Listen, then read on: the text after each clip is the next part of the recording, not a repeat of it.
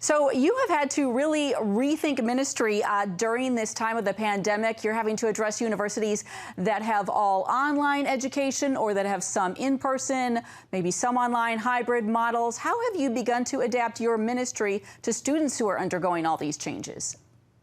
Well, the most important thing we want to do is invite students into a community that's following Jesus, opening up the scriptures and praying together. And so we've, like many churches, have moved online, and in the spring, 97% of all of our chapters moved online with Bible studies and with large worship group meetings. And this fall, we've done the same thing. We've also tried to mobilize students in a different way. So, last year or the last 50 years, you would have met Christian groups on the quads, and you'd have signed up if you had an interest. And this year, we decided to go online with an online contact card, inviting students anywhere around the country to say, if you wanted to find a Christian fellowship, come look us up. And one of the great things we've discovered is we were giving contact cards on 559 campuses that we don't have a presence on. So this was one or two students saying, I want a Christian fellowship, but I don't see anything here. Can you help me?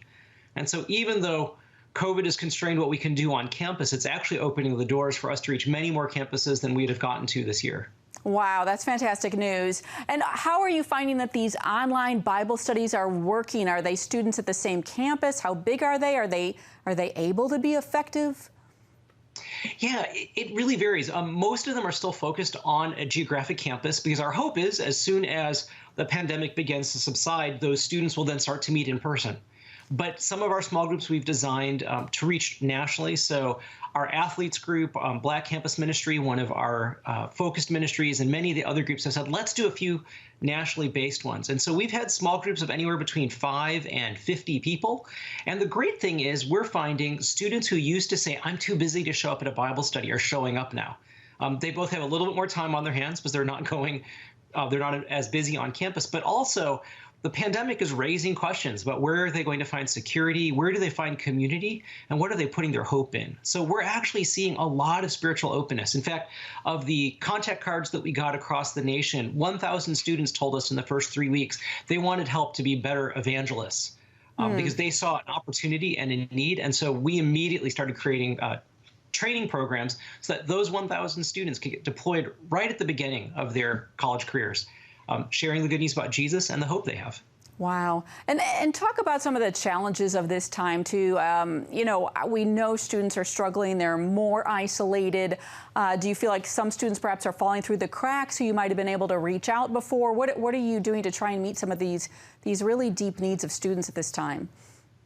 It is a big issue. A study just came out that said 25% of all 18 to 22-year-olds have considered suicide in the last 30 days.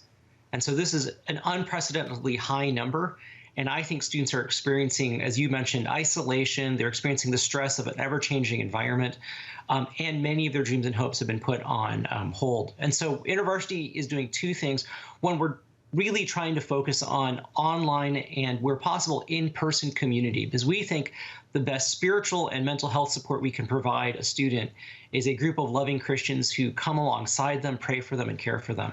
We've also increased the speed at which we're releasing resources. So InterVarsity Press released a Bible study guide called Anxiety by one of our Nurses Christian Fellowship staff, designed to help students right away get into the scriptures to deal with those issues.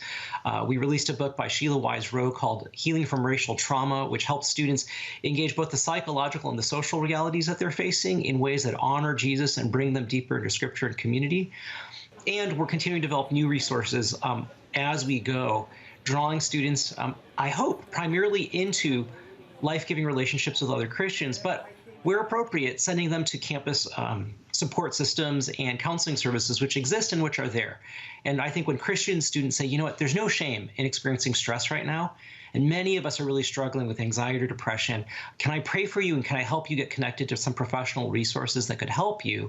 We're really serving students in multiple ways. Well, that sounds like some really good resources there. Greg Howe with InterVarsity, thanks for your time.